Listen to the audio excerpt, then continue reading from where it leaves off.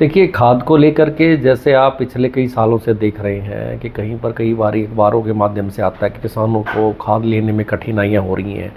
लंबी कतारें लगी हुई हैं।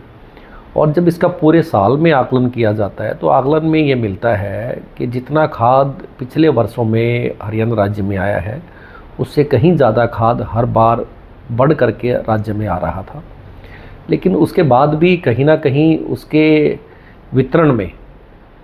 वितरण करने में जो कठिनाइयाँ आ रही थी या वितरण कहीं ठीक प्रणाली नहीं थी, उसको कंट्रोल करने के लिए जैसे सरकार ने मंडियों को कंट्रोल किया मेरा फसल मेरा ब्यौरा से। पहले आप देखते थे 2020 से पहले कि मंडियों में ढेर लगे रहते थे, मंडियों में जो आवाक होती थी वो बहुत ज़्यादा आवाक होती थी। और उस प्रकार किसानों को जब मेरा फसल मेरा ब्यौरा एक प्लेटफॉर्म दिया गया सरकार द्वारा कि आप इसमें अपनी फसल का पंजीकरण करा सकते हैं, ताकि किसानों को पंजीकरण से सरकार को ये आइडिया लग जाए कि किस किसान ने कितने एकड़ में कौन सी फसल बो रखी है। और जो फसलें एमएसपी पर ख़रीदी जाती हैं उस एमएसपी पर उनकी ख़रीद उनके टाइमिंग के अनुसार गेट पास इश्यू उनको हो सकें और 48 घंटे में जो पेमेंट होती है उनके अकाउंट्स में हो जाती है। वो प्रयास बहुत ही सफल रहा। उसी प्रयास को देखते हुए उसी प्लेटफॉर्म के माध्यम से मेरा फसल मेरा ब्यौरा के माध्यम से अब खाद को भी किसी भी प्रकार के खाद, चाहे वो डीएपी है, एनपीके है, यूरिया है, जिंक है, पोटास है,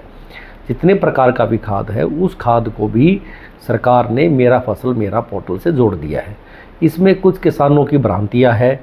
कि जिन किसानों ने ज़मीनें उस पर साझे पे ले रखी हैं या उन्होंने किसी पैसे में ले रखी हैं एक साल के लिए, कोई इन्होंने दूसरे के किसान के साथ मालिक के साथ किसी प्रकार अनुबंधन कर रखा है, उनको कैसे मिलेगा।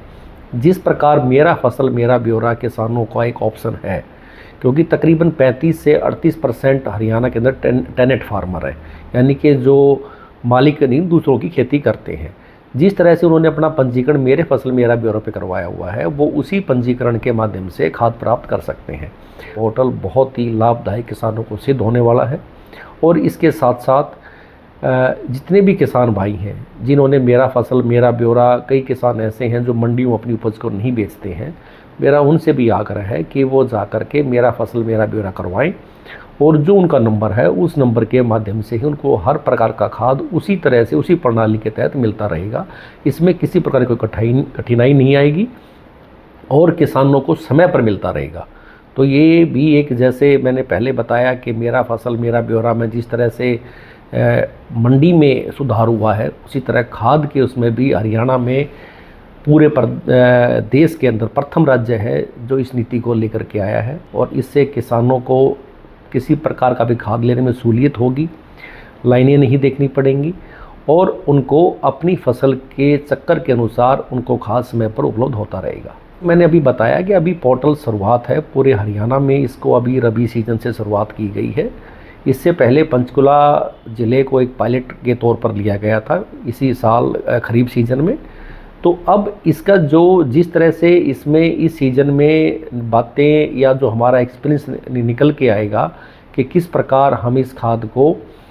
कितना इससे सहूलियत हुई किसानों को, उस प्रकार इसकी जो अगला आंकड़ा है कि किसान को फसल में कितना खाद डालना चाहिए